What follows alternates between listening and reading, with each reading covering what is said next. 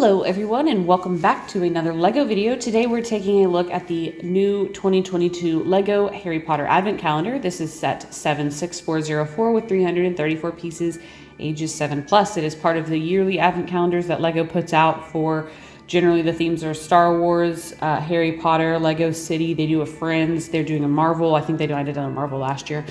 So they're kind of like slowly adding to the list of themed calendars that they put out. But if you don't know what an Advent calendar is, that is what counts you down to Christmas, starting December 1st, going all the way to the 24th. So you get little gifts every single day.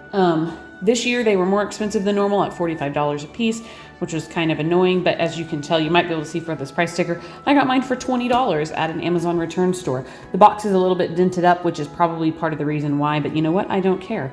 And on the front, you can see some of the mini builds, some of the minifigures, just to kind of like entice the person that wants it, to pick it up. So on the back is the game board and the little calendar thing that you pull out the minifigures and builds from. I'll show you. All right, so around back you have this jumbled mess. Last year when they were making the Advent calendar, they started going with like a game theme where you could turn the calendar into a game, which I actually think is cool and it adds value.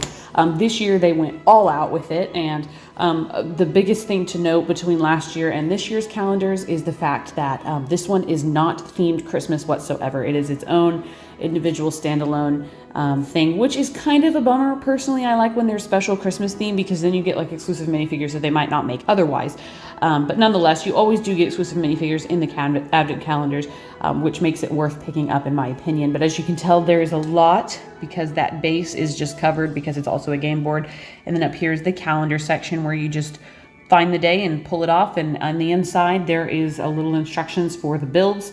So we can go ahead and get started. I'll kind of go through and group them together and show you everything, and then just basically my final thought. Okay, so starting with these builds in the back, I'll just tell you what they are and give you guys a look at them. This is Gringotts with the dragon on the top. I think that the build does convey that pretty well, and I also will note that since this is a game, they're all on these 2x4 plates, which I guess you can set down here for some game thing. I haven't read the instructions on how to play it, so I don't know, but I think overall it looks very good. Though since they are on this base, that means that all of the builds have to be contained within this, so that is kind of an interesting take on some of these micro builds. But there's Gringotts.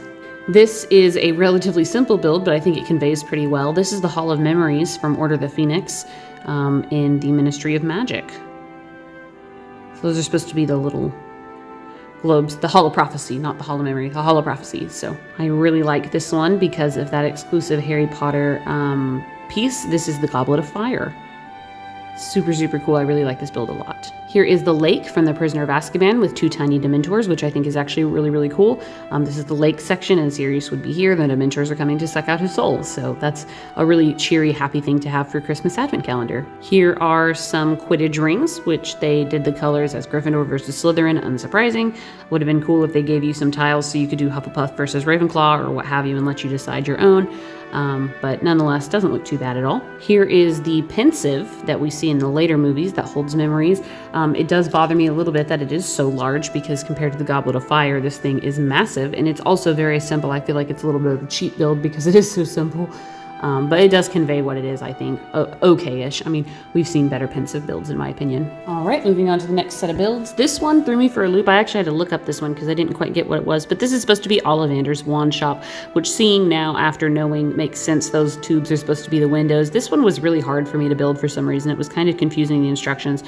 But it does okay. It would actually be really cool if they did an advent calendar of tiny Diagon Alley shops like this, and you have a tiny display of them. It would be adorable. Here is the night bus. I think that it conveys pretty well. It's even on a little street with a lamp. I think it looks super cute. It's a great little build. And the burrow, another great micro build that I think conveys super well with the little trees and the stacked house. LEGO did a good job turning that into a micro scale. This one is one of my least favorites. This is the Triwizard Tournament trophy.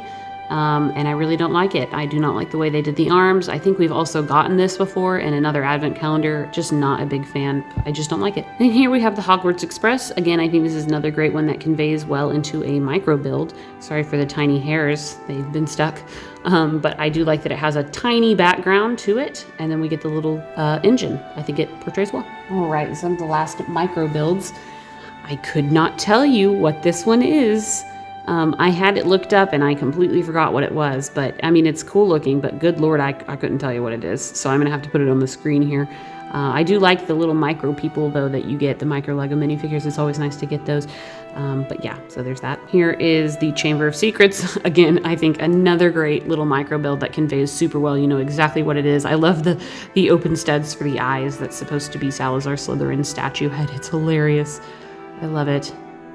This makes me want to watch Harry Potter. I need to have a marathon. 'Tis the season.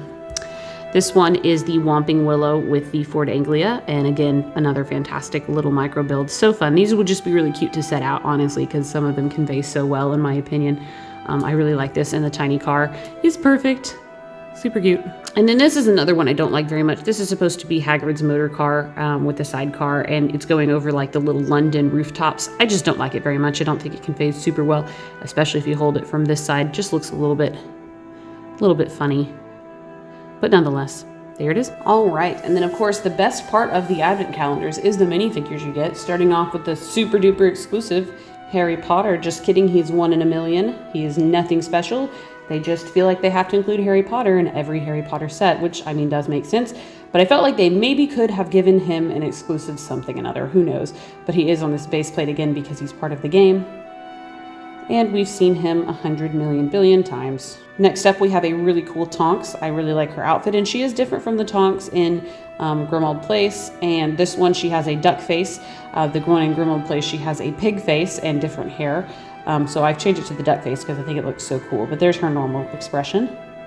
So cool. I really like this, and so glad that's a exclusive minifigure to this advent calendar. This Voldemort would be super boring if it weren't for his exclusive face with his little tongue. I love it. I love it.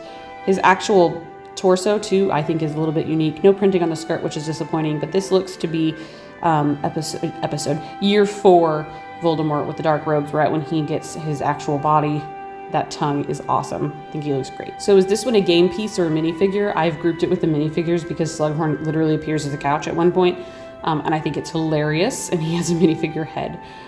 Pretty simple, but it definitely conveys what it's supposed to be. It's very comical to me, and I love it.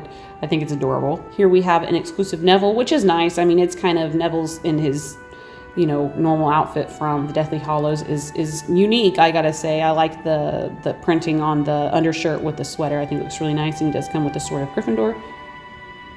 Not bad. I think he is double-sided with his head. Yeah, he has a more worried expression, but it is nice to get an older Neville. Hero Neville, if you will.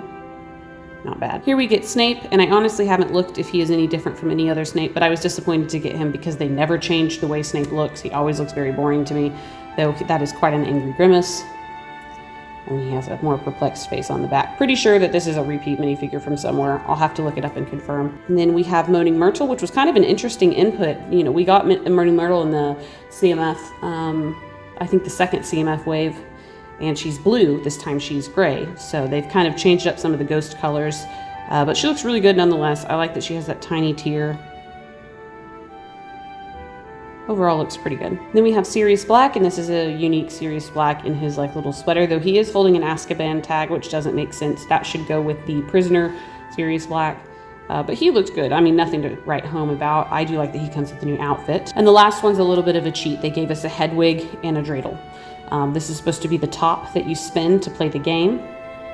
And the instructions are on the game board, but overall I think it's actually not too bad of a calendar. I think the minifigure selection is pretty good, and I will say that it is great since it's not Christmas themed. The kids who celebrate Hanukkah can enjoy this calendar too. Of course, it is a countdown to Christmas, but that doesn't matter if it's not Christmas themed, in my opinion. And it comes with a game, so it's still really playable for those that don't celebrate Christmas.